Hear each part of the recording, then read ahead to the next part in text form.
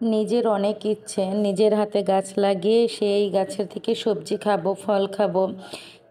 আসলে হ্যাঁ, আমি সেরকম সৌভাগ্যবতী বোধহয় এখনও হতে পারিনি। তো যাই হোক, এখন এখানে একটি ছোট্ট বারান্দাওয়ালা রুম যেহেতু আমার আছে, আমার রুমে যেহেতু একটি বারান্দা আছে, তো এর আগেও না একবার এভাবে গাছ এনেছিলাম, তো আজকেও এনেছি। আজকে এনেছি হচ্ছে গিয়ে লাউয়ের চারা আর হচ্ছে গিয়ে বোম্বাই মরিচের চারা।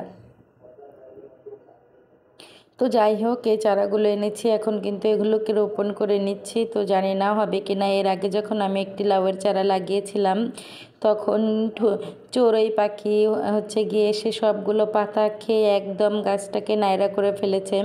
তো এখন কিন্তু আবার গাছ এনেছি, আর এখন এই গাছটাকে কিন্তু আবার রোপণ করে নিচ্ছি। তো বালতিটা কিন্তু পুরোপুরি ভরে দেব মাটি দিয়ে। তো এখন আমার কাছে যতটুকু মাটি আছে ঠিক ততটুকু দিয়েই আমি গাছটাকে এখন রোপণ করে নিচ্ছি।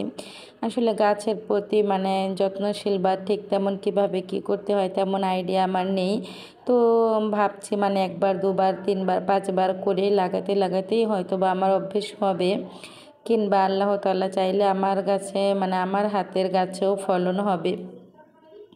তো আমি তো এক দুর্ভাগা নারী, আমি তো নিজেই কোনো ফলন দিতে পারিনি নিজে গাছ হয়ে।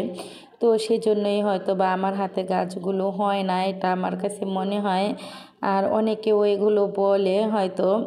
তো যাই হোক, আপনারা সবাই দোয়া করবেন আমি এই তো একটি মানে গাছ যে লাগাচ্ছি, এই গাছটা যেন বাঁচিয়ে রাখে বা বেঁচে থাকে, তাহলে আপনাদেরকে ভিডিওতে দেখাতে পারবো। আর মরিচ গাছটাও লাগিয়ে মানে রাখবো।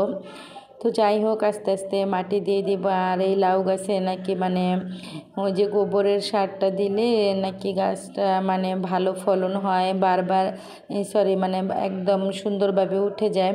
তো গাছটা লাগানোর সময় এতটাই মানে আড়াআড়ি হয়েছে, মাটিটা একদম মানে হালকা পাতলা ছিল, মাটিটা একদম আলাদা হয়ে গেছে। তো যাই হোক, গাছটা লাগিয়ে নিয়েছি। আর চড়ুই পাখি, বাবা তুই পাতাগুলো খাস না, এই গাছটাকে অন্তত বেঁচে থাকতে দিস। ও পাখিটাকে অনুরোধ করলাম। আর এই তো এখানে আমার শাশুড়ি, শ্বশুর, ননদ এসেছিল। তো এই তো আমার জন্য আর আমার হাজব্যান্ডের জন্য মাছ নিয়ে এসেছে। আসলে চিংড়ি মাছ আমার ভীষণ পছন্দ। আর এই তো এখানে এই মাছটুকুই এনেছে, বেশি মাছ ছিল না, তো ননদকেও দিতে হয়েছে। আর চিংড়ি মাছটা দেখেন কতটা বড় মাছটা। আসলে মাছটা কিন্তু প্রচুর পরিমাণে বড়। আমি তো মাছটা বাঁকা হয়ে রয়েছে, তারপরে মেপেছি 1 বিঘাত হয়েছে, 1 বিল্লাস বা বিঘাত যেটাই বলি না কেন। তো একটা মাছ যেহেতু দিয়েছে, আমরা তো দুজন মানুষ, বড় মাছ বলতে একটা দিয়েছে। এই মাছটা দিয়ে একটি রেসিপি করব, সাথে ওই যে চেলাপোলা আছে তাদেরকে দিয়েও রেসিপি করব। সেটা কিন্তু মানে কিছুদিন পরে, জানি না আমি আবার কবে ভিডিও দিতে পারবো। তো যারা যারা আমার ভিডিওতে এখনও লাইক দেওনি, প্লিজ একটা লাইক দিয়ে দিও। আর এখানে দিয়েছে একটা ছোট্ট কোরাল মাছ। তো কোরাল মাছ না আমি কখনো মানে খাইনি, এটা আমি বলবো না। কোরাল মাছ একবার না দুবার ট্রাই করেছি। তো ঢাকার থেকে কিনেছিলাম, 500 টাকা কেজিতেও কিনেছি, তবে বড় ছিল সেই মাছ, কিন্তু আমি একদম খেতে পারিনি, ভালো লাগেনি। আর এই তো আজকের এই যে কোরাল মাছটা কিন্তু আমি রান্না করে মানে খাবো সেই নিয়ত করে রাখছি, যেহেতু ছোট তবুও আমি রান্না করে খাবো, কারণ দেশের মাছ আমার খুব পছন্দ, মানে দেশের বলতে হচ্ছে নদীর মাছ। যাই হোক, একটু ট্রাই করার জন্যই তো ফুলকপি এনেছিলাম।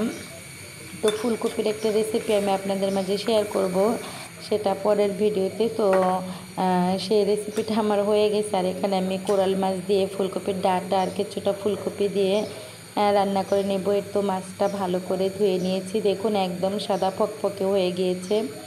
তো যাই হোক, এই কোরাল মাছটা কিন্তু আমি যে রান্না করেছি, এই তো ভেজে নিচ্ছি, এখানেই কিন্তু পুরোটা মাছ। তো মাছটা কিন্তু খেতে আমি কি বলবো, অনেক অনেক মজা হয়েছিল। আসলে নদীর মাছ তো নদীর মাছই, নদীর মাছের সাথে কোনো তুলনা হয় না। আর তরকারিটা ভীষণ ভালো লেগেছিল। আর হচ্ছে গিয়ে মাছের সাথে মানে ওই তরকারিটার সাথে এখানে ডাল ভর্তা করে নিয়েছি।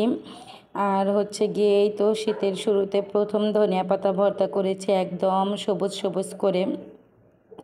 তো আজকে কিন্তু ওই যে আন্তিক বাবা যে বলে অনেক সুন্দর সুন্দর করে কথা বলে, লাল সবুজ, ওর মতো হ্যাঁ আমি বলছি লাল সবুজ করে ভাত কিন্তু খেয়েছি মেখে, সেটা আর দেখানো হয়নি।